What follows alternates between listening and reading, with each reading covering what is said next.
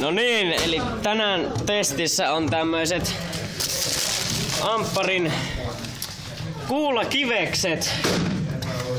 30 senttiä kappale ja nämä ovat muodoltaan tämmöiset sopivat.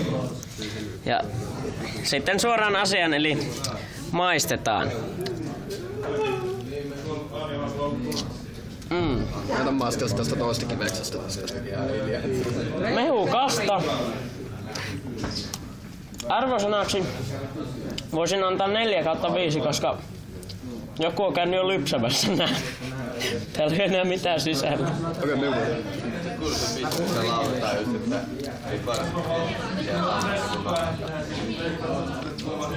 Onko siellä läsmäkeä?